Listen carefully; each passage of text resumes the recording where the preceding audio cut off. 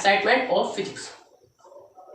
अब हम पता करेंगे फिजिक्स की एक्साइटमेंट क्या है। लोग फिजिक्स को जानना क्यों चाहते हैं, फिजिक्स में लोगों का एक्साइटमेंट क्यों होता है, क्योंकि इसकी जो पढ़ते हैं हम उसकी एप्लीकेशन होती है रियल लाइफ में।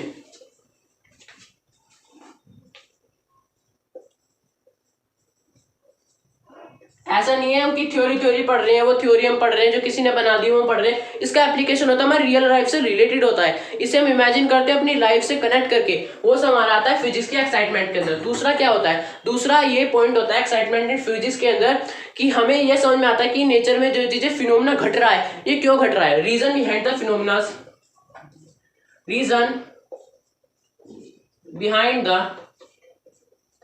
Cause of occurring a phenomena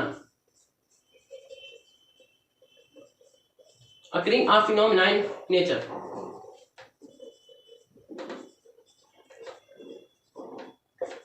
nature में कोई फिनोमेना घट रहा है तो वो क्यों घट रहा है, ये सब हमें बताता है फिजिक्स। फिजिक्स से हमने बताया, मैंने आपको नेचर में जो भी फिनोमेना होता है उसमें जो स्टडी करते हैं लॉज एंड प्रिंसिपल्स की, वो हमारा फिजिक्स है। तो फिनोमेना जो भी घट रहा है नेचर के अंदर अकर हो रहा है, क्यों हो रहा है, उसका कोज, इन सब रीजंस के पीछे जो रीजंस होता है उन सबको जानते हैं फिजिक्स के अंदर। इसलिए फिजिक्स की एक्साइटमेंट बहुत ज्यादा है। जिसको फिजिक्स समझ में आने लगती है ना उसको ऐसा लगता है तो बहुत ईजी है, मैं इसे और भी आगे पढ़ सकता हूँ, इसमें और आगे मैं अपनी नॉलेज लूंगा ना तो इसमें मैं मास्टरी कर लूंगा, मास्टर हो जाऊंगा, इसमें मैं ऐसी चीजें छोटी छोटी चीज समझता चलूंगा। तो इमेजिन करके पढ़ो फिजिक्स को, आपको फिजिक्स में बहुत ज्यादा मजा आने लगेगा। तो ये है फिजिक्स का एक्साइटमेंट, ठीक है। अब हम पढ़ते हैं स्कोप ऑफ फिजिक्स। अब हम पढ़ते हैं स्कोप ऑफ फिजिक्स।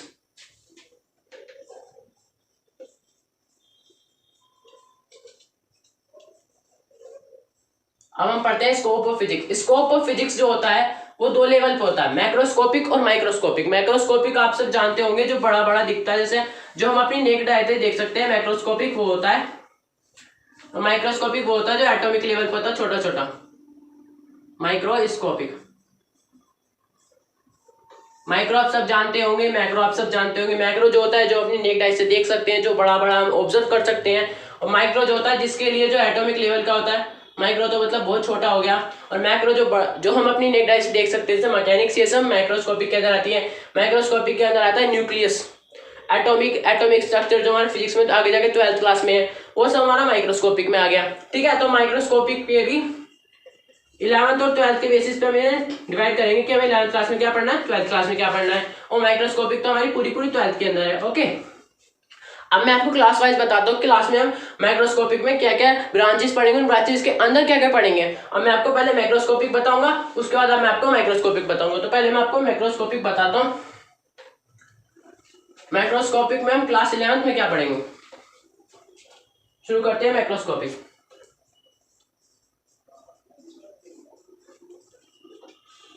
मैक्रोस्कोपिक इसकी मेनली 4 ब्रांच होती हैं।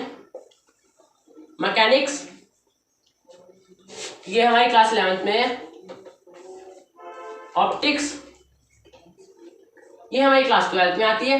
मैकेनिक्स हमारी क्लास में, ऑप्टिक्स हमारी क्लास 12th में। उसके बाद आती है इलेक्ट्रिसिटी से आप हमारे डायनेमिक्स भी आ जाता है, स्टैटिक्स भी आ जाता है, मैग्नेटिज्म भी आ जाता है। इलेक्ट्रिसिटी के अंदर ही हम सब कुछ कंसीडर कर रहे हैं, वो आती है 12th के अंदर। एक और बचती है फिजिक्स एंड थर्मोडायनेमिक्स।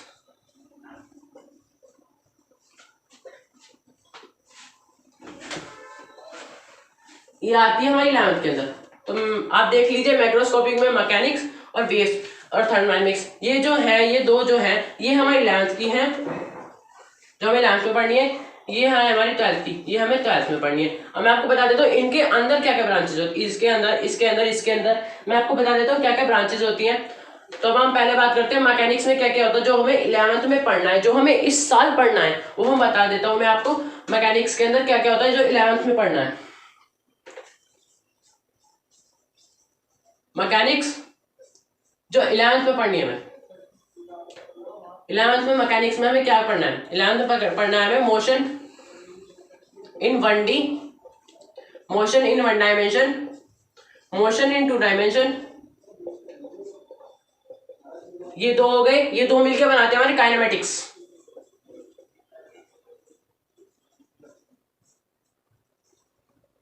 ठीक है, काइनेमेटिक्स ये दो नहीं मिलकर बनाते, सॉरी, एक और होता है लॉज ऑफ मोशन। इन सब से मिलके हमारा बनता है काइनेमेटिक्स। पर हम इन दो में पढ़ते हैं मोशन के सिर्फ प्लेन के बारे में, प्लेन कंसीडर मोशन की, मोशन ने इसमें इस डायरेक्शन में इतना डायरेक्ट डिस्प्लेसमेंट या डिस्टेंस कवर करा। और इसमें पढ़ते हैं हम मोशन के dynamics, dynamics of motion, dynamics of motion पढ़ते हैं इसमें, नीचे वाले में हम लॉज ऑफ मोशन में। इसमें हम डायनेमिक्स ऑफ मोशन में क्या पढ़ते हैं, कितना फोर्स लगा,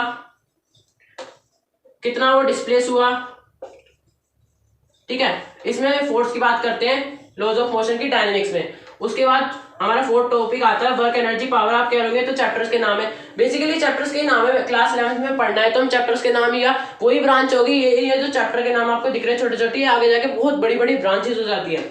तो वर्क एनर्जी एंड पावर हो गया, रोटेशनल मोशन हो गया, ये सब हमारा आता है मैकेनिक्स क्लास 11th के अंदर। Properties of solid and fluid,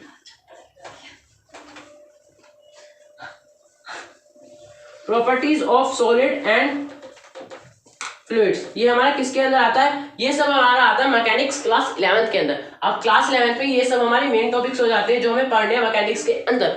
अब ठीक है, अब मैं आपको बताता हूँ क्लास 11th का दूसरा कौन सा होता है, क्लास 11th का दूसरा होता है थर्मोडायनेमिक्स। तो अब हम थर्मोडायनेमिक्स के अंदर देखते हैं हमें क्या क्या पढ़ना पड़ेगा। थर्मोडायनेमिक्स वैसे हमारा एक ही चैप्टर पर, उसके अंदर हमें पढ़ना बहुत कुछ पड़ेगा, उसी से related thermodynamics, thermodynamics and waves व्यवस्थित होता है इसके साथ। ये भी 11th के टॉपिक्स है। थर्मोडायनेमिक्स में सबसे पहले पढ़ना पड़ेगा हमें heat, thermal properties of matter. Heat तो एक टॉपिक है छोटा सा, और थर्मल प्रॉपर्टीज ऑफ मैटर ये तो पूरा एक चैप्टर है हमारा। थर्मल प्रॉपर्टीज ऑफ मैटर शायद 10th ये 11th चैप्टर है हमारा, हमारी एनसीईआरटी का। उसके बाद थर्मोडायनेमिक्स में एक चीज पढ़नी है हमें, जो थर्मोडायनेमिक्स के तीनों लॉज, थर्मोडायनेमिक लॉज, ये बहुत इंपॉर्टेंट हो रहा है। इसके अंदर जो मैंने आपको बताया था सेकंड लॉ ऑफ थर्मोडायनेमिक्स, वो इसी इनके अंदर ही आते हैं। 3 लॉ होते हैं बेसिकली, ये 3 लॉ होते हैं थर्मोडायनेमिक के। मैंने आपको सेकंड के बारे में थोड़ा बहुत बताया, बाकी हम जो बचे हैं वो इसमें पढ़ेंगे। उसके बाद आता है KTG, kinetic theory of gases, वो भी इसके अंदर ही आता है। और वेव्स एंड ऑसिलेशन, वो इसके अंदर एक अलग टॉपिक आ जाता है इस पूरे के अंदर। वेव्स एंड ऑसिलेशंस, इसका और इसका कोई मेल नहीं है, ये अलग है, ये अलग है, और ये हमने साथ लिखे तो मैंने आपको इसी में बता दिया। ये हमारा क्लास 11th का आने वाला सिलेबस, उसके बारे में स्कोप जो हम आगे जाके पढ़ेंगे क्लास 11th में। अब ये हमारा पहला चैप्टर, तो इसमें हमने स्कोप जान लिया क्लास 11th में, आगे आगे हमें क्या क्या टॉपिक्स पढ़ने हैं, उनके नाम तो पता चले हमें आखिरकार। अब हम 12th की बात करते हैं कि 12th में आने वाले में हमें क्या क्या पढ़ना पड़ेगा। 12th में तो ऐसा है कि इलेक्ट्रोस्टैटिक्स, इलेक्ट्रोडायनेमिक्स के अंदर ही पूरी लगभग फिजिक्स खत्म हो जाती है, ऑप्टिक्स वगैरह अलग है। मैं आपको बता देता हूँ, इलेक्ट्रोस्टैटिक्स,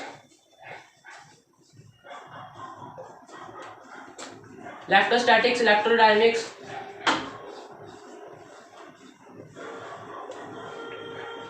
मैग्नेटिज्म,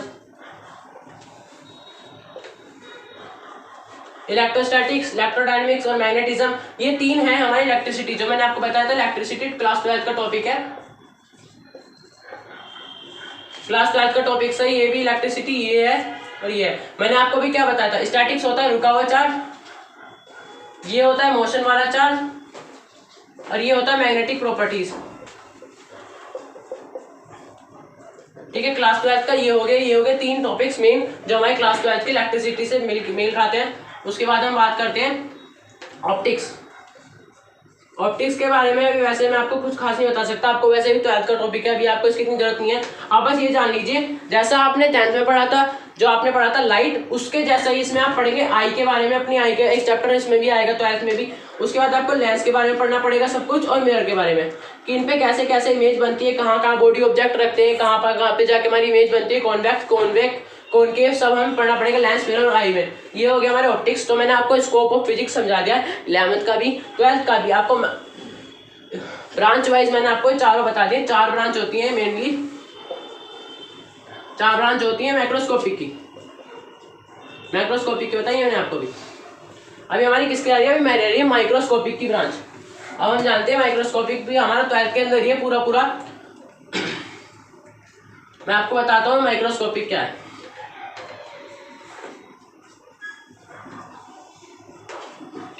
माइक्रोस्कोपिक हमारा पूरा पूरा 12th के अंदर आता है। माइक्रोस्कोपिक में हमें क्या पता चलता है? Nuclei reactors, nuclei reactors, atomic structure. 12th की फिजिक्स में एक चैप्टर है, अभी तो 11th की केमिस्ट्री में है पर 12th की फिजिक्स में भी है, ये थोड़ा ब्रॉड करके दिया है उसमें।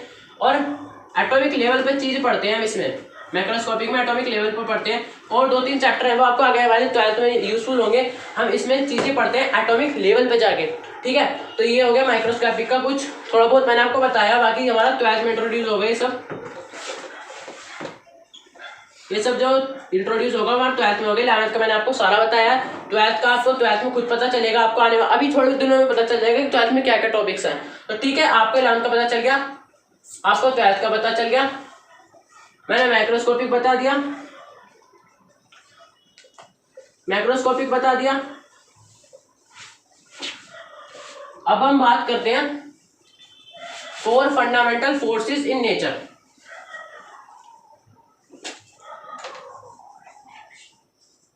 फंडामेंटल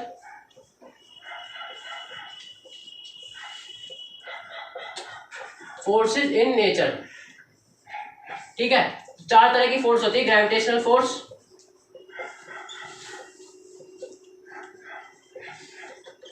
एक होती है ग्रेविटेशनल फोर्स, दूसरी होती है स्ट्रॉन्ग न्यूक्लियर फोर्स, तीसरी होती है वीक न्यूक्लियर फोर्स,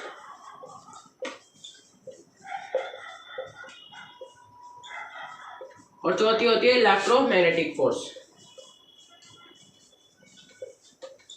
अभी मैं आपको थोड़ा थोड़ा बता देता हूँ, फिर मैं आपको इनके बारे में थोड़ा ब्रीफ बताऊंगा।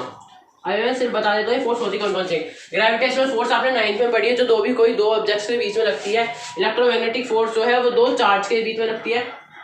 इसमें चार्ज रिलेटेड है, इसमें मास रिलेटेड है। दोनों बेसिकली कुछ सेम होती है। स्ट्रॉन्ग न्यूक्लियर फोर्स लगती है न्यूट्रॉन न्यूट्रॉन, प्रोटॉन प्रोटॉन और न्यूट्रॉन प्रोटॉन के बीच में, मतलब ये एटॉमिक लेवल पे लगती है, एटॉम के अंदर जो पार्टिकल्स होते हैं उनके बीच में लगती है। और वीक न्यूक्लियर फोर्स लगती है न्यूट्रियॉन्स के अंदर। अभी तो मैंने आपको ये थोड़ा थोड़ा बताया, मैं आपको एक एक करके सारी फोर्स के बारे में बताता हूँ। अब मैं पहले आपको बताऊंगा ग्रेविटेशनल फोर्स के बारे में।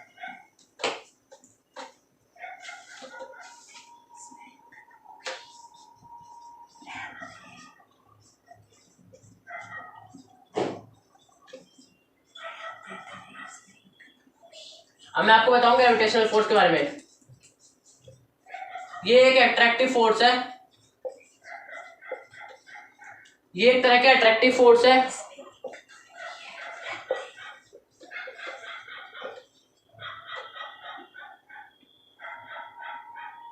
ये 2 बॉडीज के बीच में लगती है। जैसे यहाँ पे एक मास m1 है, यहाँ पे एक मास m2 है, इनके बीच में डिस्टेंस है r। तो ग्रेविटेशनल फोर्स का फॉर्मूला होता है Gm1 m2 अपॉन r², ठीक है। ये लार्जर रेंज होती है इसकी, इंफिनिटी तक लग सकता है। इसके बीच में फोर्स जो होता है ये बहुत ज्यादा वीकेस्ट फोर्स होती है, ठीक है। ये वीकेस्ट फोर्स इन नेचर है, वीकेस्ट फोर्स इन नेचर है। ग्रेविटेशनल फोर्स के बारे में आपको मेन चीजें पता चल गई थोड़ी बहुत। उसके बाद आती है इलेक्ट्रोस्टैटिक फोर्स, इलेक्ट्रोमैग्नेटिक फोर्स। उसके बाद आती है इलेक्ट्रोमैग्नेटिक फोर्स। ये चार्जेस के बीच में लगती है। जैसे यहाँ पे पॉजिटिव है, यहाँ पे नेगेटिव है, इनके बीच में डिस्टेंस है r। तो ये इलेक्ट्रोस्टैटिक फोर्स का फॉर्मूला क्या होता है? इलेक्ट्रो Q1 Q2, यहाँ पे k कांस्टेंट होता है कुछ, जैसे g वहां कांस्टेंट था, यहाँ पे k कांस्टेंट है, यहाँ पे इनके बीच का डिस्टेंस r²। ये है इलेक्ट्रोमैग्नेटिक फोर्स। ये सेकंड लार्जेस्ट रेंज होती है इसकी, चार्जेस के बीच में लगता है नहीं, ठीक है। और ये सेकंड लार्जेस्ट रेंज होती है, और ये वीकेस्ट नहीं होती, मतलब सेकंड नंबर ऑफ फोर्स है ये। ग्रेविटेशनल फोर्स के बाद सबसे जो लार्जेस्ट तक लगती है और जो सबसे कम रेंज होती है, इसकी भी वीक रेंज होती है, जब इतनी लार्ज लगेगी इसकी वीक रेंज है। तो ये ग्रेविटेशन के बाद सेकंड नंबर पे आती है फोर्स जो स्ट्रॉन्गेस्ट है। उसके बाद आती है स्ट्रॉन्ग न्यूक्लियर फोर्स। उसके बाद हमारी एक वीक न्यूक्लियर और बच्चे, उसके बाद हमारा चैप्टर खत्म हो जाएगा। उसके बाद एक बच्चे हमारी स्ट्रॉन्ग न्यूक्लियर फोर्स।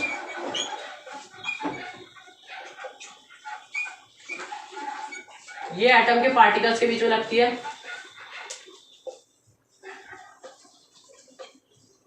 जैसे न्यूट्रॉन के बीच में लग गई, न्यूट्रॉन प्रोटॉन के बीच में लग गई, ये इन पार्टिकल्स के बीच में लगती है। ठीक है, ये स्ट्रॉन्ग होती है, पर स्ट्रॉन्गेस्ट फोर्स है ये।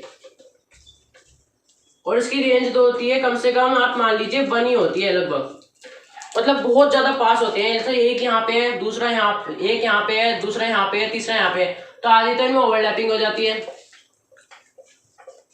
मतलब ये बहुत पास में था। आप ये सोच लीजिए एक एटम के अंदर न्यूट्रॉन के बीच में, तो न्यूट्रॉन जैसे यहाँ पे न्यूक्लियस है, तो यहाँ पे एक न्यूट्रॉन है, यहाँ पे एक न्यूट्रॉन है, ये तो बिल्कुल पास है, तो इनके बीच में फोर्स लगती है। तो रेंज हो गई इसकी मिनिमम है इसकी, सबसे मिनिमम, और सबसे ज्यादा स्ट्रॉन्गेस्ट फोर्स होती है नेचर में। उसके बाद हमारी चौथी फोर्स आती है वीक न्यूक्लियर फोर्स। उसके बाद हमारी चौथी फोर्स है वीक न्यूक्लियर फोर्स। गाइस ये वीक फोर्स होती है, इसकी रेंज जो होती है वो 10⁻⁻² के करीब होती है। 10⁻⁻² के करीब होती है इसकी रेंज, और ये लगती है न्यूट्रियॉन्स के बीच में। न्यूट्रियॉन्स क्या होते हैं आप सोचेंगे, beta decay, alpha beta gamma. Alpha beta gamma आपको पता होगा, alpha beta gamma radioactive rays जो होती है, जब इनमें बीटा रेस निकलती हैं, उसमें जो न्यूट्रॉन होते हैं वो आपस में मिलके एक न्यूट्रियॉन बनाते हैं। उन न्यूट्रियॉन के बीच में लगती हैं न्यूट्रॉन इनके बीच में जो फोर्स लगती है, ये जो इनके बीच में फोर्स लगती है, ये होती है हमारी वीक न्यूक्लियर फोर्स। ठीक है, तो गाइस ये हो गई हमारी वीक न्यूक्लियर फोर्स। मैंने आपको इनके बारे में थोड़ा बताया, थोड़ा ये हमें जानना जरूरी है इनके लिए। बाकी हम इनके बारे में ब्रीफ पढ़ेंगे, तो हम आगे जाके पढ़ेंगे, आगे वाले चैप्टर्स में, आगे वाली क्लासेस में इनके बारे में हमें ब्रीफ पढ़ना है। तो गाइस यहाँ पे आपको मैं इनकी रेंज बता देता हूँ, रेंज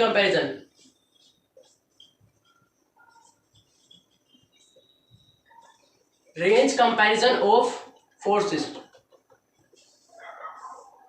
तो रेंज सबसे ज्यादा होती है ग्रेविटेशनल फोर्स की, उसके बाद होती है इलेक्ट्रोमैग्नेटिक फोर्स की, उसके बाद होती है स्ट्रॉन्ग न्यूक्लियर फोर्स की, उसके बाद होती है वीक न्यूक्लियर फोर्स की। ये रेंज बता रहा हूं मैं, एक तरह का रेशो है। इसकी होती है 10⁻30 करीब, इसकी होती है 10⁻21 के करीब, इसकी होती है 1, इसकी ओनली 1 होती है। सबसे ज्यादा जो कम रेंज है वो दूसरी वाली की, वीक न्यूक्लियर फोर्स इसकी है, ये उसकी रेंज होगी। तो गाइस आज हमारा ये चैप्टर खत्म हो गया, फिजिकल वर्ल्ड